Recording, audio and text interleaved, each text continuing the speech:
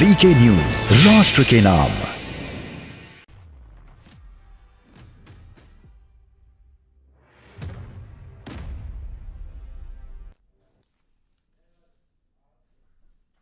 तो ब्रेक के बाद आपका स्वागत है। सवाल देश का है में आज बात एक तस्वीर को लेकर हो रही है जो इन दिनों सियासत के केंद्र में है।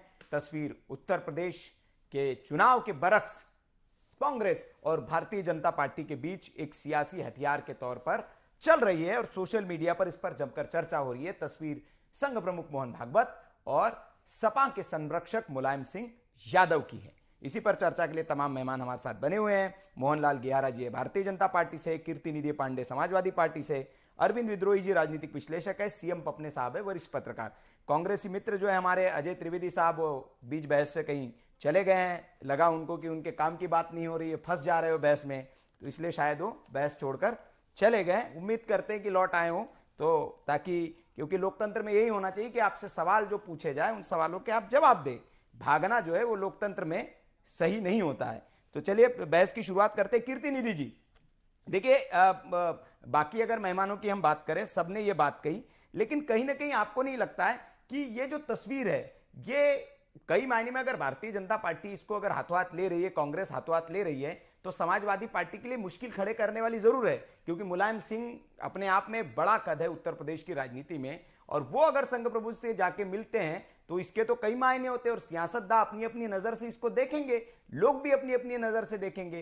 तो लगता नहीं है आपको कि जो मुलायम सिंह के समर्थक है, क्योंकि पहले भी वो सदन में भारतीय जनता पार्टी खुलकर प्रशंसा कर चुके हैं, तो कहीं ऐसा संदेश तो नहीं जाएगा कि ये तो भैया उधर चले गए हैं, ये तो उनके साथ है, बेटे के साथ नहीं है?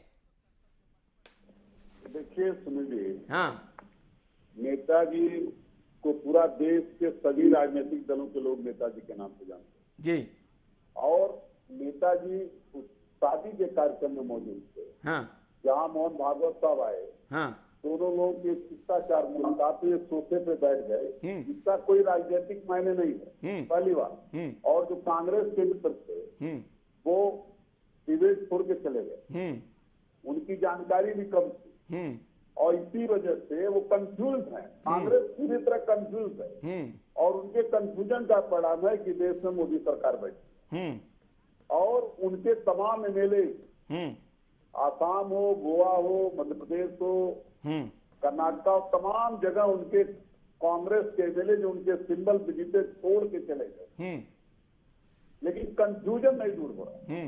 और किसी भी राजनीतिक, अगर राजनीतिक बहस होती है तो राजनीतिक बहस करनी चाहिए, और मैं तो कह रहा हूं हमारी और भारतीय जनता पार्टी के विचारों की लड़ाई, समाजवादी पार्टी आज महंगाई के खिलाफ लड़ रही है, समाजवादी पार्टी आज बेरोजगारी का मुद्दा उठा रही है, समाजवादी पार्टी आज किसानों का मुद्दा उठा है, और लगातार जो हमारे नेता आदरणीय अखिलेश यादव जी लगातार समाजवादी विजय संकल्प यात्रा लेकर के निकले हैं। आज मैनपुरी में और एटा में भ्रमण कर रहे हैं। जो जन सैलाब है, जो लोगों का जुनून उत्साह है, वो अखिलेश यादव जी समाजवादी पार्टी के साथ, उसमें कांग्रेस पार्टी रास्ता तलाश रही है और भारतीय जनता पार्टी कंफ्यूजन पैदा करना चाहती है। लेकिन उत्तर प्रदेश की जनता पूरी तरीके से समझदार है, और वो इस बार महंगाई के सवाल पर, बेरोजगारी के सवाल पर, कानून व्यवस्था के सवाल पर, किसानों की आय टुकड़ी नहीं हुई इसके सवाल पर पूरी तरह से अखिलेश यादव और समाजवादी पार्टी के साथ खड़ी है, और निश्चित रूप से एक बड़ा परिवर्तन उत्तर प्रदेश के अंदर होने जा रहा है। चलिए चलिए, आप कह रहे बड़े, हमारे साथ भारतीय जनता पार्टी के मित्र भी बने हैं, मोहनलाल गियारा जी है। मोहनलाल जी, ये मतलब बल्ले बल्ले वाली सिचुएशन है आपके लिए, इसलिए आप मुस्कुराए जा रहे हैं। पूरे डिबेट में मैं देख रहा हूं आपको बहुत मुस्कुराहट छूट रही है आपकी, लेकिन जो पपने साहब ने जो एक बड़ी बात कही है वो कुछ ना कुछ इशारा कर रहा है कि दाल में कुछ तो काला है। भारतीय जनता पार्टी और सपा कहीं एक ही तो नहीं है, क्योंकि वो कह रहे कि छापे वापे पड़वा दिया आपने, अब मुलायम जी आपके पास आ गए हैं कि भैया इसको रुकवाइए, और पहले के भी मामले चल रहे वो भी सब ठंडे बस्ते में डाल दिया आपके सरकार ने। तो सुनील भाई क्या है, राजनीतिक गलियारे हैं, राजनीतिक लोग हैं, चर्चा तो होगी। अब इसको जहां तक बात रेड की बात कर रहे हैं, तो मैं पढ़ रहा था अखबार में परसों, वो रेड टोपी और रेड का उन्होंने मीनिंग करके कुछ दिया हुआ था। तो ये तो राजनीतिक गलियारे हैं साहब, चर्चा होगी। बात ये है कि यदि किसी ने गलत किया है तो उसके खिलाफ एक्शन होगा। ये भारतीय जनता पार्टी है, ये मोदी जी और योगी जी की सरकार है। यहाँ पे अगर किसी ने गलत काम किया है तो बख्शा नहीं जाएगा। दूसरी बात, प्रदेश के अंदर, पूरे उत्तर प्रदेश के अंदर सुशासन की वजह से और विकास की वजह से जो माहौल बना हुआ है, उसी माहौल की वजह से मेरे चेहरे पर मुस्कुराहट है। और क्योंकि हमने कहा ना कि हमने तो संजय भाई, हम तो कहते हैं कि 100 बड़े हुए 70 में कोई नहीं है सत्ता में, तो यहाँ तो एक तरफा सरकार बनने जा रही है। साबित करता है कि नहीं है, उनकी बर्खास्तगी कब हो? क्या कह रहे हैं हमारे साथी, मैं सुन नहीं पा रहा हूँ। मैं मोहनलाल जी आपको मौका दूंगा, कीर्ति जी मैं आपको मौका दूंगा, वो समझ नहीं पा रहे क्या कह रहे थे आप अपनी बात पूरी करिए, अपने अपने बारी में बोले तो सब समझ पाएंगे। कीर्ति जी आप बोलिए, क्या कह रहे हैं आप? मैं कह रहा हूँ कि मोहनलाल जी कह रहे थे हाँ कि जो गलत करेगा, हाँ 4 दिन के इनकम टैक्स की छापेमारी में कुछ हाथ नहीं लगा, हाँ कोई हासिल नहीं हुआ, हाँ। खाली हाथ इनकम टैक्स जो वापस गया। हाँ। और हमारे नेता आदरणीय अखिलेश यादव जी ने कहा है, सुनील जी, हाँ। कि जैसे जैसे चुनाव नजदीक आएगा, हाँ जैसे जैसे जनता समाजवादी पार्टी के पक्ष में खड़ी होगी, हाँ पीएम, हाँ। सीएम हाँ। और इनके साथ साथ ईडी, सीबीआई, इनकम टैक्स सब हाँ। मिलकर चुनाव लड़ेंगे हमसे। हाँ। और सबसे लड़ना है, हाँ। तब परिवर्तन उत्तर प्रदेश के अंदर होगा। हाँ और नहीं कीर्ति निधि जी आप बोल रहे कुछ हाथ नहीं लगा, लेकिन खबर तो ये है कि 17 लॉकर उनके सीज कर दिए गए, करोड़ों रुपए की कर चोरी पकड़ी गई है। किसके राय साहब के, राय साहब के। हाँ। राय साहब ने कल से लगाए, जिस दिन छापा पड़ा 2-3 दिन से लगातार चैनलों पे कह रहे हैं हाँ कि मेरे पास 17,000 रुपए मिले हैं। हाँ और उनके पूरे स्टाफ के साथ 77,000 कुछ रुपए मिले हैं। और वो लगातार नहीं, लेकिन खबरें तो ये है सूत्रों के हवाले से, ईडी के जो सूत्र है वो बता रहे हैं कि जो बेंगलोर का इनका स्कूल है उसमें कुछ हेरफेर पैसों की हुई है, करोड़ों रुपए कर चोरी हुई है। अगर इनकम टैक्स के छापेमारी में उनके प्रवक्ता को बताना चाहिए, उनके प्रवक्ता को बताना चाहिए कि कितना कर सीख किए, क्या मिला, केवल गुमराह मत करिए। और राजीव राजी हमारे पार्टी के प्रवक्ता हैं, बड़े नेता हैं, पार्लियामेंट का चुनाव लड़े हैं, आज तक उनके खिलाफ कोई क्रिमिनल ऑफेंस की धाराएं नहीं है। जी नहीं ये तो है, लेकिन पपने साहब ने जो बात कही, कीर्ति निधि जी, पपने साहब ने जो बात कही ये भी मौजूद है कि कई पुराने मामले हैं। की बात छोड़िए, सुनील जी मेरी बात सुनिए। हाँ। यही हाल बंगाल में हुआ, हाँ। यही हाल महाराष्ट्र में हुआ, हाँ। और सब जगह जनता भारतीय जनता पार्टी को जवाब दी है। तो इसलिए समाजवादी पार्टी को इस बात का नेता था, हमारे नेता ने बहुत पहले कहा था कि जिस दिन चुनाव में कांग्रेस पार्टी को किसानों से डर लगेगा कि किसान चुनाव हरा देगा, उस दिन बिल वापस हो जाएंगे। वही हुआ, 14 महीना बाद देश के माननीय प्रधानमंत्री जी को हक लाया कि बिल वापस ले लिया जाए। जब 750 किसानों की मौत हो गई, और हमारे नेता ने कहा है कि ED, CBI, IT, PM, CM सब मिल के लड़ेंगे, सबका इस्तेमाल होगा और सबसे लड़ना परिवर्तन करने के, उस दिशा में हम लोग आगे चल रहे हैं। नहीं, लेकिन जो पपने साहब ने कहा कीर्ति निधि जी कि पुराने मामले भी आपको पता होगा ना, पुराने मामले पड़े हुए, कुछ मामले यादव परिवार के खिलाफ, लेकिन वो ठंडे बस्ते में डाल दिए गए हैं। आदरणीय अखिलेश यादव जी के खिलाफ जो भी सीबीआई केस दर्ज किए थे उसमें सब में क्लीन चिट है उनको। अच्छा, क्लीन चिट मामले में क्लीन चिट कब मिली? क्लीन चिट कब, कौन सा आरोप है? पहले आप आरोप बताइए तो मैं क्लीन चिट बताऊं कब मिला आपको। नहीं, जो आपके आय से अधिक संपत्ति का जो मामला है, अभी 2 दिन पहले ही सुप्रीम कोर्ट ने उसमें जो आदेश की क्या स्थिति है उस पर जवाब मांगा है राज्य सरकार से। जो सुप्रीम कोर्ट ने जवाब मांगा, लेकिन जो सीबीआई ने जांच किया, यूपीए गवर्नमेंट के दौरान सीबीआई जब जांच कर रही थी, तभी उस प्रकरण में आय से अधिक संपत्ति के मामले में क्लीन चिट मिल चुका है। अच्छा, क्लीन चिट मिल चुका है। जी पपने साहब बताएंगे, मैं पपने साहब से, वरिष्ठ पत्रकार है वो आपको बताएंगे। पपने साहब, क्या ये इस बात में सत्यता है? ये कह रहे हैं कि सारे जो पुराने मामले, आपने उसको छेड़ा, मैं इसलिए पूछ रहा हूं, क्या सारे पुराने मामलों में क्लीन चिट मिल गई है, कोई पुराना मामला पेंडिंग नहीं है अब? सुनील जी, जहां तक सवाल है, देखिए अपना जिस तरीके से अपना आरोप प्रत्यारोप का जो अपना दौर चलता है एक्चुअली, और इसमें जिस तरीके से जो हमारे हम एक राजनीतिक तौर पर हम जो देख रहे हैं, हमने जो अवलोकन करते हैं, मैं आपको ये बताऊं कि दरअसल जिस तरीके से भी हम ये देख रहे हैं, हमारा कोई भी पार्टी आज जो है किसी के साथ जो समझौता करके जो उसके साथ चुनाव लड़ सकती है, या आगे जाके जो है अगर चुनाव के बाद जो है उसके साथ मिलकर सरकारें बना सकती है, तो ये जो दौर इस वक्त जो राजनीति का चल रहा है, इसमें जो है हर चीज संभव है। एक्चुअली बात है, जहां पर सवाल है, जो भी आपने एक जिक्र किया था एक्चुअली यहाँ पर कि क्या वो केसेस खत्म हो गए हैं या क्या वो या पेंडिंग रख दिए गए हैं। तो ये दौर जो इस वक्त जो चल रहा है जो राजनीति का, इसमें हो सकता है जिस तरीके से अपना, क्योंकि हमने बंगाल के अंदर देखा है कि जब भाजपा पूर्ण रूप से वहां पर विजय अपना हासिल कर रही थी, लेकिन 2 दिन पहले जो वहां पर मूर्ति तोड़ी गई, उसके बाद जो अपना भाजपा जो पीछे हटी है और टीएमसी वहां पर जो है विजय हासिल कर ली थी। एक्चुअली बात यह है, तो ऐसे में आज की राजनीति के अंदर जिस तरीके से एक हल्के से फोटोग्राफ को इस तरह से मुद्दा बनाया जा रहा है, या जिस तरीके से अपना चुनाव के समय में अपना जो है भारी भरकम घोषणाएं करने जाते हैं विकास की, और या जो है चुनाव के समय में विपक्षी दलों के बाद छापे डलवा दे जाते हैं, तो आज की राजनीति में हर चीज संभव है अपना सुनील जी। तो मैं तो सिर्फ यही कहना चाहूंगा कि अगर हम लोकतांत्रिक पद्धति के हिसाब से, अगर लोकतांत्रिक हमारी जो जन सरोकारों से जुड़े हुए जो मुद्दे हैं, अगर उनको लेके अगर हम चुनाव लड़े, तो मैं समझता हूं कि वो ज्यादा बेटर रहेगा। ये जो इस तरीके से अगर हम अपना बैकग्राउंड से जात पात धर्म और दूसरे और तीसरे इस तरीके से अगर हम अपना चुनाव लड़ते हैं, तो मैं समझता हूं कि शायद हम हिंदू मुस्लिम करें, दूसरा करें, तीसरा करें, तो मैं समझता हूं कि जो आज के लोकतंत्र की जो हमारी अपना जो धज्जा जो अपना जो उड़ रही है, जो हमारे संविधान की जो धज्जा उड़ रही है, इस पर अपना रोक लगाने की बहुत जरूरत है। और इस तरीके से जो छोटे छोटे मुद्दों को हम अपना आगे ला रहे हैं, एक्चुअली इससे हट के जन सरोकारों की अगर हम बात करेंगे, बिल्कुल एक हमारा एकदम पपने साहब आपने सही कहा। कांग्रेसी मित्र हमारे साथ नहीं है, वो कहते हैं कि भाई मीडिया जो है वो असल मुद्दों को उठाती ही नहीं है, लेकिन वही ऐसे मुद्दों को तूल देती है। अब इस तस्वीर को तूल ही कांग्रेस ने दिया, इसलिए आज इस पर चर्चा हो रही है। लेकिन वो कहते हैं कि नहीं भाई आप तो महंगाई पे चर्चा नहीं करते। लेकिन ये सही कहा आपने कि राजनीतिक दल जो है वो मौजूद जो विषय है, महंगाई है, बेरोजगारी है, आप कहते तो है, लेकिन उसको लेकर क्या एक रणनीति बनाते हैं कि जिस पर उसी पर चर्चा हो, उसको लेकर क्या आप आंदोलन करते, कितने आप सड़क पर उतरते हैं। ये बहुत मौजूद बात कही कि छोटे छोटे मुद्दों को तूल दिया जाता है और राजनीति में सब है। मैं अरविंद जी से समझना चाहूंगा। अरविंद जी, प्रधानमंत्री मोदी कहते हैं कि लाल टोपी है, ये खतरे की घंटी है, और उसी लाल टोपी के साथ फिर मोहन भागवत जी मिल जाते हैं। इस तस्वीर पे हम नहीं जाएंगे, उस पर बहुत चर्चा होगी। मैं आपसे ये समझना चाहूंगा, जो पपने साहब ने एक विषय छेड़ा, क्या इस मुलाकात के उस एंगल से भी हम देख सकते हैं जो मोहन भागवत जी, ये फिर शिष्टाचार की मुलाकात पे गए मिल गए, लेकिन वो 20 मिनट बैठे, तो क्या ये बात भी हुई होगी, ये संभव है, ये मानते हैं आप?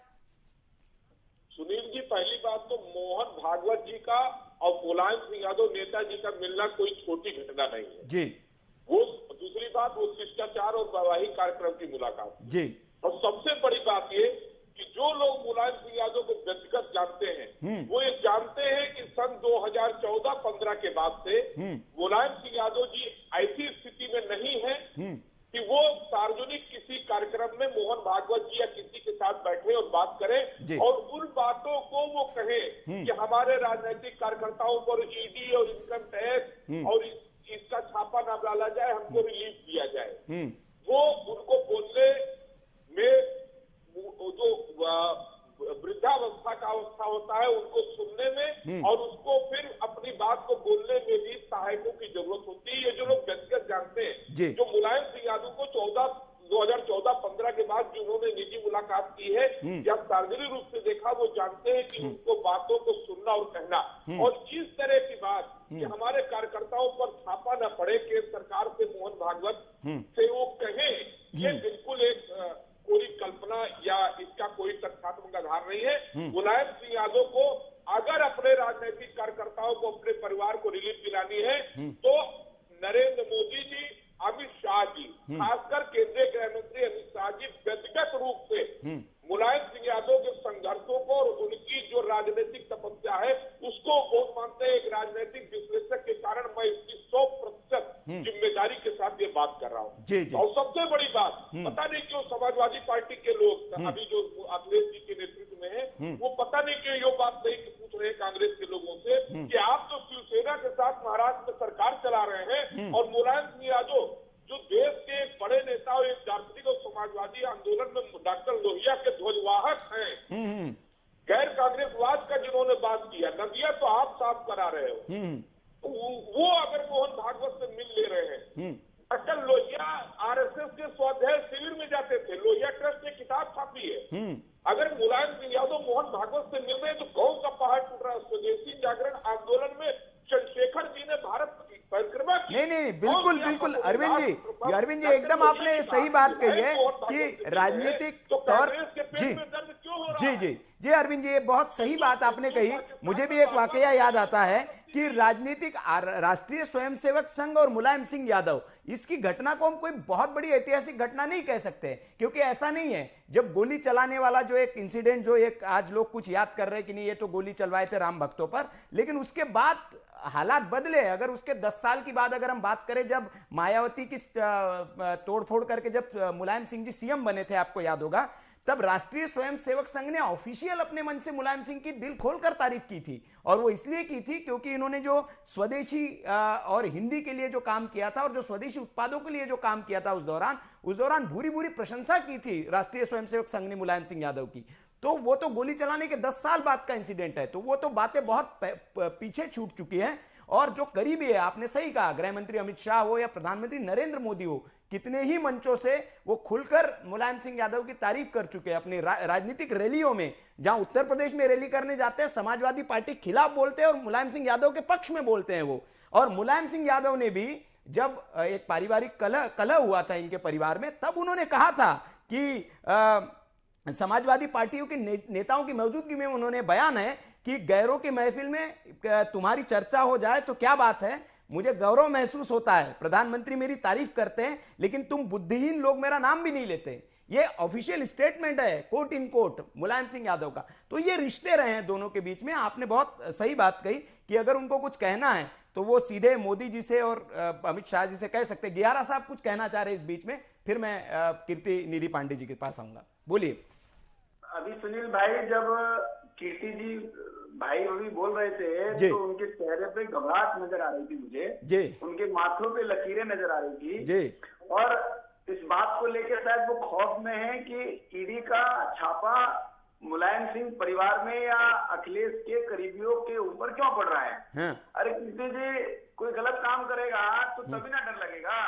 अगर गलत नहीं किए हैं तो डर काहे रहे हैं, करने दीजिए। जो जिस डिपार्टमेंट का काम है उसको करने दीजिए। नहीं, देखिए गियारा साहब, अभी आप कह रहे हो वो डर लग रहा है, उनको डर लग रहा है, लेकिन आपको मानना पड़ेगा कि आपकी सरकार है। योगी जी 5 साल से, अभी लगभग 5 साल होने वाले हैं, उससे पहले केंद्र में 10 लगभग अभी 8 साल, मोदी जी को भी 7-8 साल होने वाले हैं, और उनके ऊपर पुराने मामले कांग्रेस के जमाने के पेंडिंग पड़े, वो तो आपने खोले नहीं। और आप वो कह रहे कि जो जिन्होंने किया है उनको सजा मिलेगी, तो ये तो कुछ जम नहीं रही बात। सुनील भाई, हमें किसी के मामले खोलने की जरूरत नहीं है। ये तो जनता ने सबके मामले खोल रखे हैं। अच्छा। इन्होंने अखिलेश जी ने मायावती बुआ के साथ भी समझौता कर लिया, जनता ने फेल किया, नकार दिया। इन्होंने 2 लड़कों के साथ, राहुल गांधी के साथ समझौता किया, जनता ने नकार दिया। अब ये आरएलडी के साथ समझौता कर रहे हैं, जनता इनको 100% नकारेगी। तो ये तो जनता तराजू से बहुत अच्छे तोलती है सुनील भाई। ये चुनाव देख लीजिएगा आप, और मुझे लगता है कि शायद अब इसके बाद अखिलेश यादव जी किसी से समझौता करने की स्थिति में रह नहीं जाएंगे। ये आखिरी प्रयास वो कर रहे हैं, और ये आखिरी प्रयास भी फेल होगा। भारतीय जनता पार्टी अपने नहीं, गियारा साहब देखिए, राजनीतिक संभावनाओं से इनकार नहीं किया जा सकता है। हो सकता है चुनाव के बाद आपके साथ आ जाए अखिलेश जी, और आप अखिलेश जी के साथ चले जाए, कुछ भी हो सकता है राजनीति में। आपको तो पता है कांग्रेस शिवसेना के साथ चली गई, तो ये तो भविष्यवाणी मत करिए कि अखिलेश जी किसी के समझौता नहीं करेंगे और आप किसी से नहीं करेंगे। राजनीति में कुछ भी हो सकता है, ये आप जानते हैं। मुझे लगता है कीर्ति निधि जी आपके सवाल का जवाब देना चाह रहे, जो आपने सवाल उठाया वो जवाब देना चाह रहे। बोलिए कीर्ति जी। देखिए मोहन जी लगातार एक बात कह रहे हैं कि जो गलत करेगा उसके खिलाफ देश के प्रधानमंत्री की कार्रवाई करें। हम लोग लगातार एक सवाल खड़ा कर रहे हैं कि देश के अंदर उत्तर प्रदेश के अंदर लखीमपुर के अंदर भारत सरकार के गृह राज्य मंत्री का बेटा गाड़ी चला करके, गोली चला करके जान ले लेता किसानों, पत्रकार की जान ले लेता, और जिसपे एसआईटी ने जांच करके, जिसकी निगरानी, जिस जांच की निगरानी माननीय सुप्रीम कोर्ट कर रही थी, उसने स्पष्ट रूप से कहा कि इसमें साजिश के तहत ये काम हुआ। साजिश बेटा अकेले नहीं कर सकता, वो अपने पिता के दम पे साजिश किया। उस पिता के बर्खास्तगी की मांग किसान लगातार कर रहा है।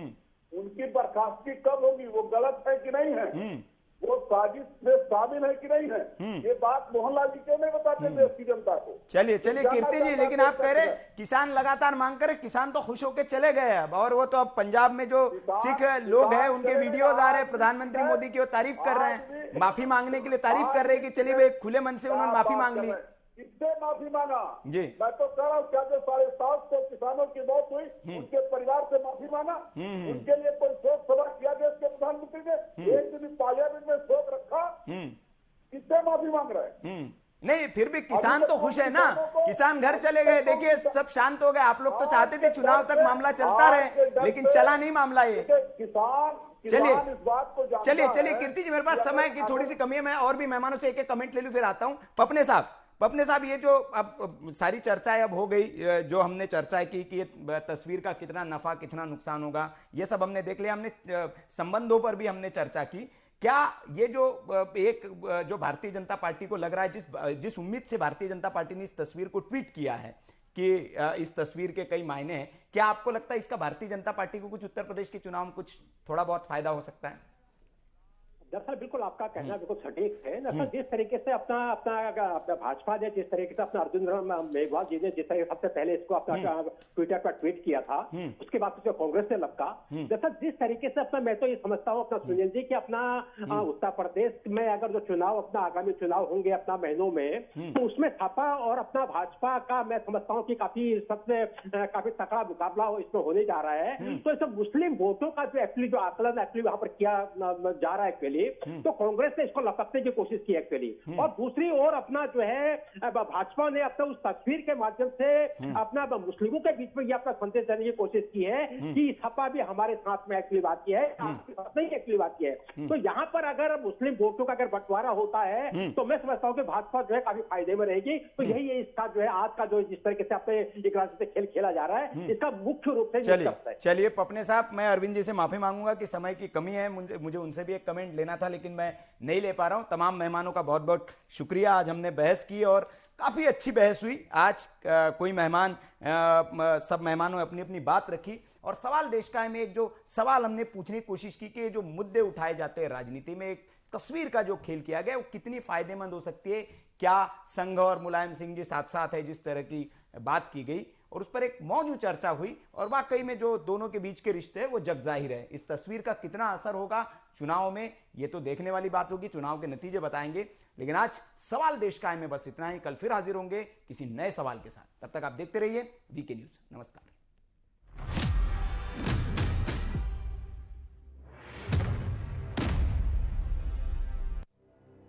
समय बदलता है, मौसम बदलता है, रंग बदलता है, क्योंकि कुदरत की नियति है बदलाव। इसीलिए हम भी बदल गए हैं, अब नए रंग रूप में, पहले से ज्यादा धारदार। आपका अपना भारत का पहला digital 24/7 news channel VK news, राष्ट्र के नाम।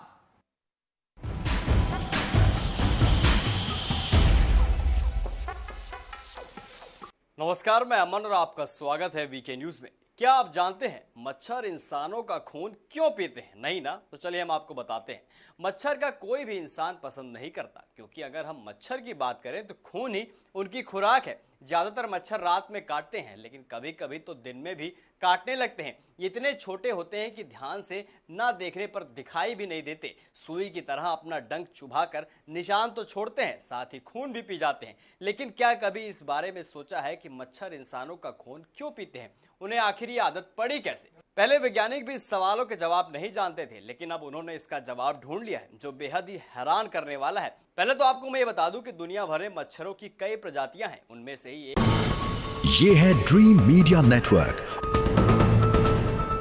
और आप देख रहे हैं देश का पहला 24/7 digital news channel VK news, राष्ट्र के नाम।